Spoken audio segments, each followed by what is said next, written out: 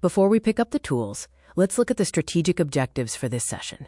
We have 4 key milestones. First, we will address the concept of identification fidelity and why guessing is a career risk. Second, we'll tour the global phone books, the databases that hold the keys to molecular identity.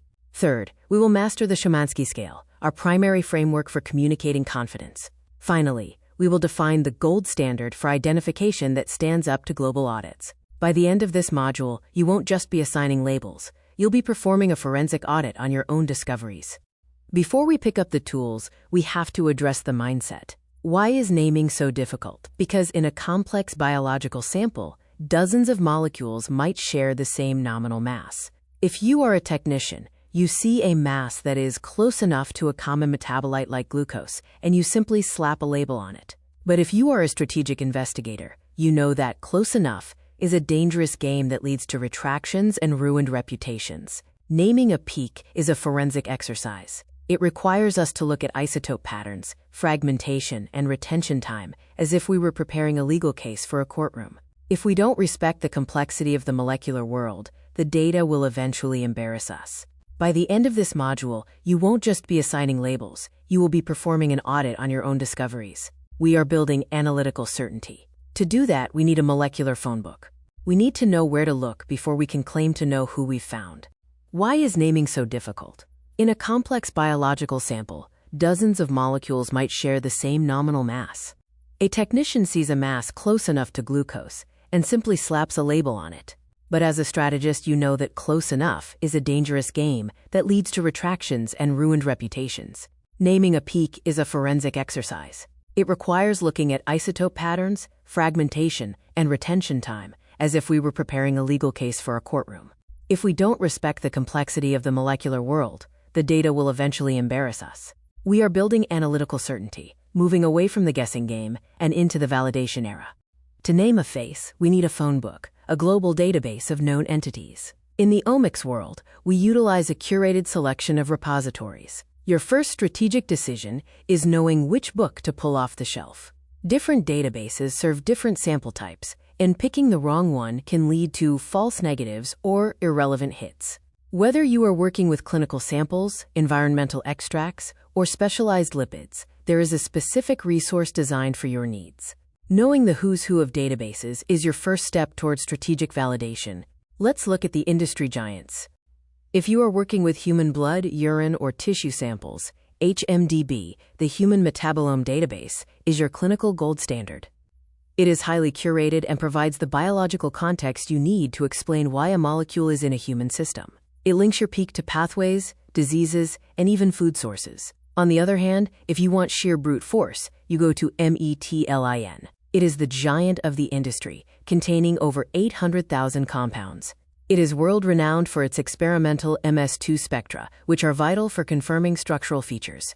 For those who value community and connectivity, there is GNPS. It doesn't just give you a list. It uses molecular networking to show how your unknown molecule is related to others based on shared fragments. This allows you to see the family tree of your analyte.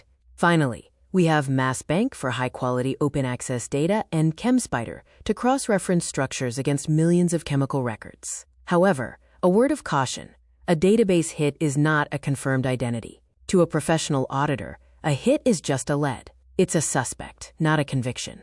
To move from a lead to a fact, we must climb the ladder of confidence. How do we communicate exactly how sure we are? We use the Szymanski scale. Think of this as the security clearance for molecules. It consists of 5 levels of confidence. This scale allows you to be honest with your stakeholders about what you know and, more importantly, what you don't know. It is the universal language of identification. As we climb this scale, the burden of proof increases, but so does the value of your data.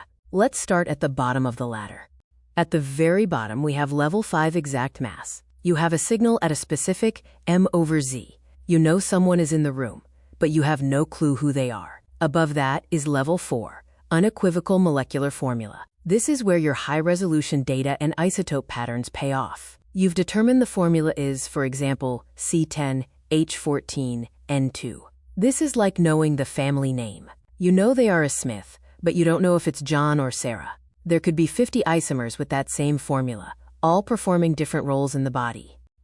Level 3 is where the investigation gets truly interesting. This is the tentative candidate. At this stage, you have a formula, and maybe some MS2 fragments that match a specific class of substances. You have a suspect list of 3 or 4 possible isomers. This is often where the most exciting discoveries begin. But here is the warning. It is also where most researchers stop doing their homework. They get a good level 3 lead, and they start writing the paper. As a pro, you must strive for higher clearance to ensure your data is bankable. Now we enter the high-rent district of the scale. Level 2 is the probable structure. This is your library match. At level 2A, your molecular fingerprint matches a spectral library with high statistical scores. At level 2B, you have diagnostic evidence from unique fragments that identify the structure even without a library hit. This is a high-probability ID. But in the world of high-stakes consulting, it still isn't the ultimate truth. You are close to the peak, but you haven't crossed the finish line yet. The absolute peak of the pyramid is level 1, confirmed structure. To claim level 1 status, you must match 3 things: the accurate mass, the MS2 fragments, and the retention time. But here is the rule auditors will crucify you on. If you haven't run the physical reference standard on your own instrument, you cannot call it level 1. You need to prove the molecule elutes at the exact same time as the standard, under your specific conditions. Level 1 is your closed case. It is the only level that provides 100% analytical certainty. When you reach level 1, you aren't just guessing a name, you are announcing a fact.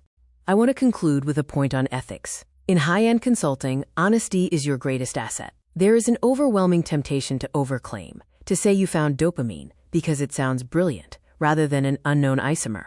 Admitting you are at level 3 is more professional than pretending to be at level 1. Honesty about your analytical uncertainty strengthens your credibility. Today, we've learned that databases are our phone books, and the Szymanski scale is our language. Remember, a peak's name is its destiny. You now have the forensic toolkit to identify metabolites with global credibility. In our final session, Module 10-7, we learned to turn these names into the big picture of biological stories. I'll see you at the finale.